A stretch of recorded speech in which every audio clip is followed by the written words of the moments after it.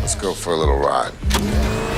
Yeah, that's right. We're doing the Fast and the Furious movies this week. And if that somehow disturbs your sense of integrity as a film lover, nay, film scholar, take some advice from the people who made these movies and don't think about it too much. Dude, I almost had you.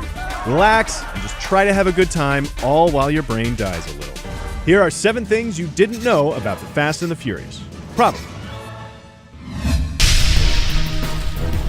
We've got to make our first thing about the first movie, right? In fact, I'm going to go one better. I'm going to make thing number 1 about the very beginning of the very first Fast and Furious movie. Most people don't know that they hijacked this whole hijacking sequence. They stole it from John Ford's Stagecoach. In this case, the 18-wheeler is the Stagecoach and the Honda Civics are the horses. Finally, they echoed the runaway horses in Stagecoach with the highway construction in the Fast and the Furious. We're only one thing in and we already dropped a John Ford knowledge bomb on your asses. All you snobs who thought this whole episode was going to be nothing but fast cars and Tasty Hoots can suck it. Tasty Hoots and fast cars are at least 2 or 3 more things away, maybe 4, but it's definitely 2 or 3. Let's talk about fast cars and Tasty Hoots. Actually, just fast cars for this one. Obviously, there's a whole mess of stunt guys and professional drivers doing the stuff in these movies like this. Or this. That was a real crash, by the way, and it was not supposed to happen. Anyway, in Too Fast, Too Furious, the late Paul Walker successfully pulled off this skid for real with no special effects. And he hit his mark in everything. Plus, Walker also pulled off this 180 on the freeway. No stunt guy. Sure, it was a nightmare getting insurance for Walker to do the stunts, but hey, he nailed them. Damn wrong, man, he like them apples! Show off! For our third thing, we're jumping ahead to Fast and Furious. While it's the 4th film in terms of release order, Fast and Furious is the 3rd in terms of story chronology. Anyway, the church they used in this scene here was funded by real-life drug dealers. It was never finished because people kept dying during construction. It's widely accepted that this place is cursed because, well, I guess the Lord didn't want anything to do with drug dealers and their blood money. Director Justin Lin was happy to get the hell out of there as fast as possible because the place wasn't structurally sound.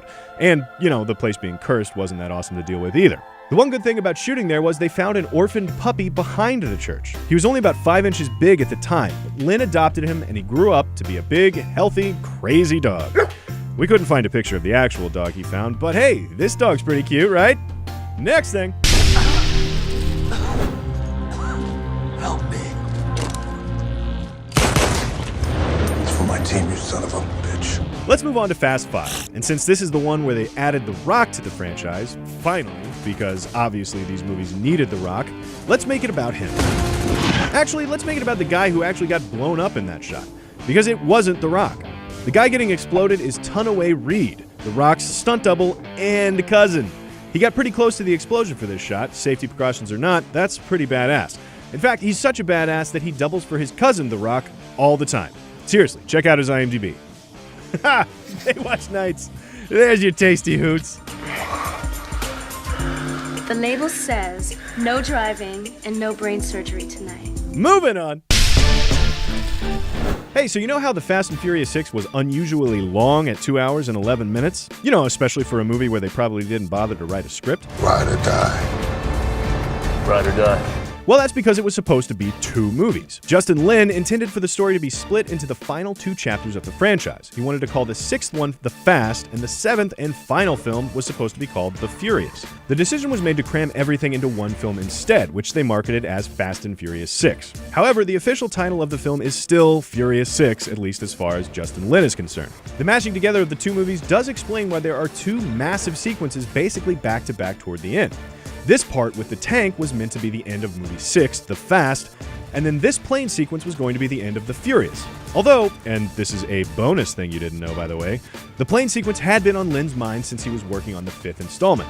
He talked about putting it at the end of that film, but the technology just wasn't ready yet. He wouldn't have been able to accomplish it and have it look the way he wanted to back when he was making Fast 5.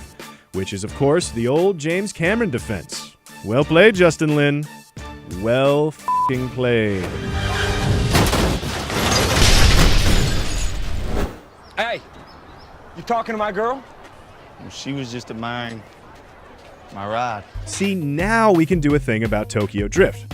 In the interest of keeping the movie spoiler-free for you guys, we won't explain why Tokyo Drift clearly comes after the 6th movie. But if you've seen all the films, you already know. What you may not know is the real-life king of drift is in the movie, and he's right there. His name is Keiichi Tsuchiya, and I'm sure I just butchered that. The point is, he's a legendary drift racer, and he's not only in the movie for this cameo. He's the one driving this tandem drift scene on the mountain road. Basically, it was super dangerous, and they needed someone as skilled as he is to help them out with the driving. In fact, the only struggle Keiichi had with the filming was making his driving look sloppy enough.